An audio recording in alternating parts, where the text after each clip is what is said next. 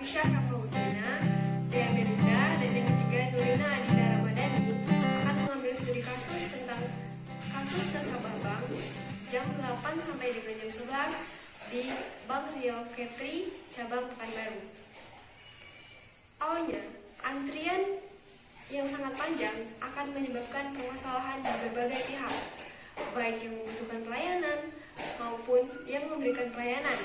Di satu sisi, yang membutuhkan pelayanan akan membuang banyak waktu untuk mengantri, dan di sisi lain, yang memberikan pelayanan akan kehilangan inefisiensi pekerjaan dan membutuhkan banyak lebih biaya untuk membayar teller ataupun mesin antrian yang lain. Pelayanan transaksi tunai secara tidak langsung, hal ini tidak dapat dihindarkan. Hal ini membuat kenyamanan pelanggan terganggu dan secara tidak langsung akan menurunkan citra dari bank itu sendiri. Dan pihak penambahan server atau teller itu mungkin hanya akan menambahkan inefisiensi biaya, karena mungkin jika kita menambah server atau teller itu mungkin juga kemudian harinya banyak server atau teller yang menganggur dan tidak dapat dipergunakan. Teori antrian adalah teori yang menyangkut studi matematis dan baris-baris penungguan. Formasi ini merupakan fenomena yang sering terjadi jika kebutuhan akan sesuatu pelayanan itu melebihi kapasitas.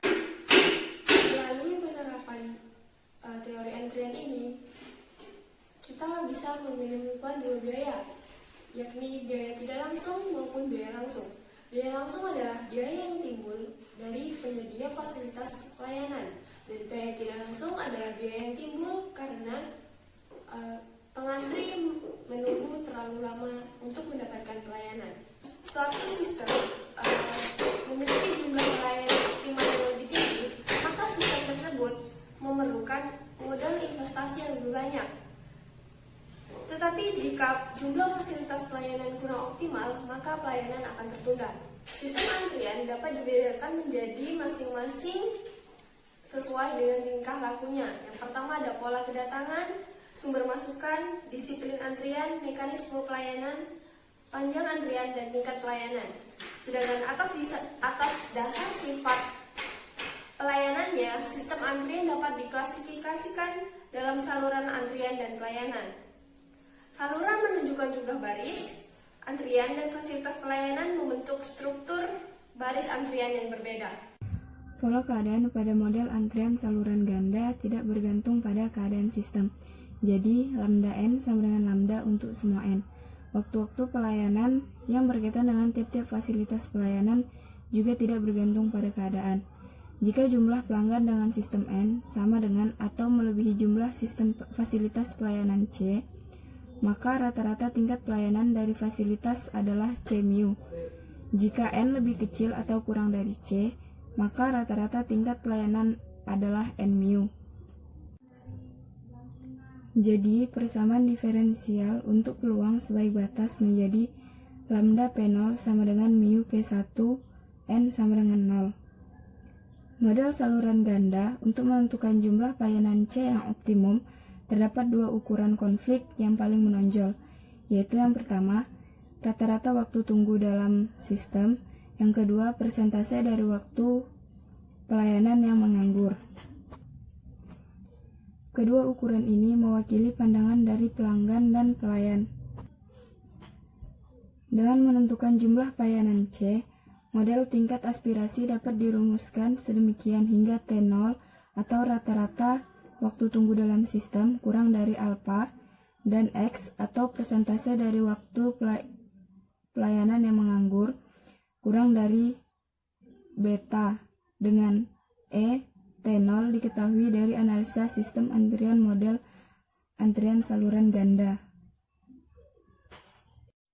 Penelitian ini dilakukan di Bank Rio Kepri, cabang Pekanbaru, yang bertujuan untuk menghitung waktu tunggu nasabah, menghitung waktu server atau teller yang menganggur, serta untuk menentukan jumlah server atau teller yang optimal. Data yang diambil dari penelitian ini adalah dalam waktu 45 hari kerja dengan populasi dari jam-jam sibuk dari jam 8 sampai dengan jam 11 waktu Indonesia Barat sepanjang tahun. Data yang diambil adalah dalam waktu interval 5 menit dari nasabah masuk sampai dengan nasabah menyelesaikan proses pelayanannya. Baiklah, saya Ofisyara Maudina. Di sini saya akan menjelaskan tentang hasil dan pembahasan dari kasus antrian nasabah Bank Rio Kepri pada pukul 8 sampai 11 waktu Indonesia Barat.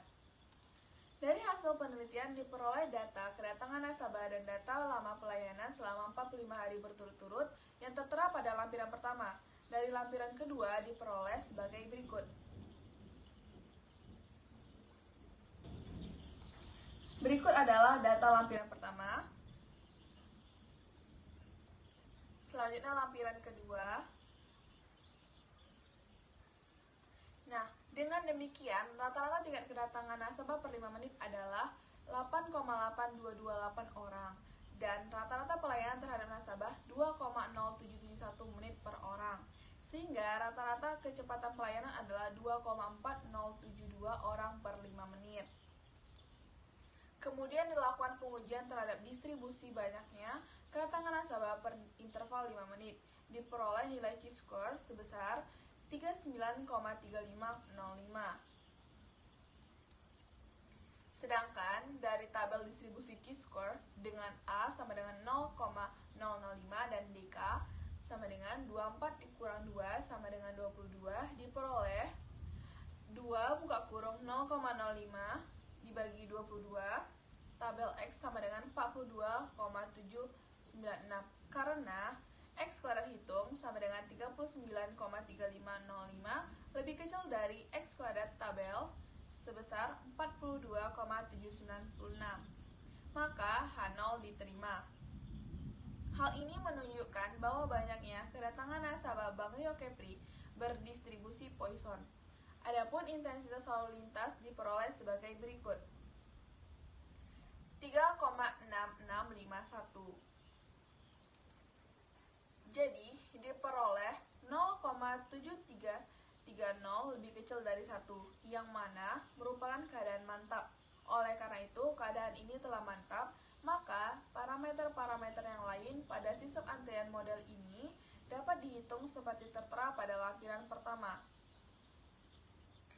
Berikut adalah di tabel yang memperlihatkan ukuran-ukuran dasar teori antrian dengan penambahan jumlah fasilitas pelayanan. Tabel pertama, parameter dasar-dasar teori antrian dengan jumlah teller 4, 5, 6, dan 7. Berikut tabelnya.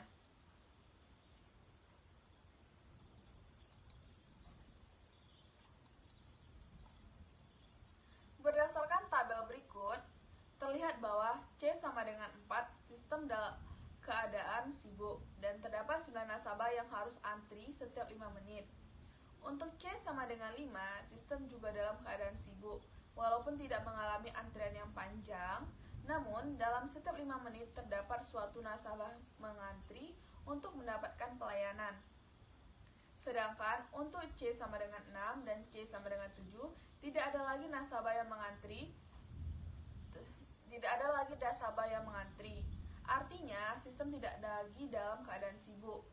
Perhitungan presentasi dari waktu pelayanan yang menganggur untuk masing-masing jumlah fasilitas pelayanan dapat dilihat pada tabel 2. Hasil perhitungan ini kemudian dibandingkan dengan perubahan waktu tunggu dalam sistem untuk menentukan jumlah teller yang optimal. Tabel kedua, perubahan waktu tunggu dalam sistem dan presentasi waktu yang menganggur dengan perubahan jumlah fasilitas pelayanan. Bisa kita lihat pada tabel berikut. Berdasarkan tabel 2, dapat dilihat bahwa dengan bertambahnya jumlah fasilitas pelayanan, maka rata-rata waktu tunggu dalam sistem akan menurun, dan sebaiknya presentasi dari fasilitas pelayanan yang menganggur meningkat. Untuk presentasi dari fasilitas pelayanan yang menganggur, terlihat pada peningkatan yang nyata. Perubahannya pada saat C sama dengan 4 dan ke C sama dengan 5. Namun, perubahan waktu tunggu dalam sistem tidak terlalu nyata perubahannya. Dengan demikian, dua tingkat aspirasi tersebut tidak dapat memenuhi secara bersamaan, dan satu dari dua kondisi tersebut harus dipilih untuk mendapatkan solusi yang optimal. Jadi, pemilihan antara C sama dengan 4 dan C sama dengan 5 harus dibuat dengan mempertimbangkan apakah manfaatnya lebih besar untuk mengurangi waktu menunggu nasabah dari 3,0908 menjadi 2,2114 menit, walaupun waktu menunggu teller naik dari 8,37% menjadi 26,70%. Jadi, kesimpulan dari kasus antrian nasabah Bank Rio Kepri cabang Sudirman pada pukul 8 sampai 11 waktu Indonesia Barat adalah yang pertama, proses kedatangan nasabah Bank Rio Kepri pada pukul 8 sampai 11 waktu Indonesia Barat berdistribusi Poisson. Dengan demikian, waktu pelayanan dengan sendirinya berdistribusi eksponensial. Yang kedua, Bank Rio Kepri dapat meningkatkan pelayanan kepada nasabahnya jika waktu tunggu nasabah untuk memperoleh pelayanan serendah mungkin. Penambahan jumlah teller dilakukan jika dapat meminimumkan waktu tunggu nasabah dan waktu menganggur teller tidak terlalu besar. Yang ketiga, jumlah teller yang dibutuhkan untuk melayani nasabah khusus untuk pengambilan dan penyetoran secara tunai di bank pada pukul 8 sampai 11 adalah 5 teller. Karena dengan 5 teller banyaknya nasabah yang harus menunggu 1 orang dan banyaknya nasabah dalam sistem 5 orang serta presentasi teller menganggur selama 26,70%. Namun, jika pihak Bank Rio Kepri menginginkan presentasi teller menganggur sebesar 8,37%, maka jumlah teller yang digunakan adalah 4. Baik, sekian penjelasan dari kelompok 3 tentang kasus antrian nasabah Bank Rio Kepri pada pukul 8 sampai 11 waktu Indonesia Barat.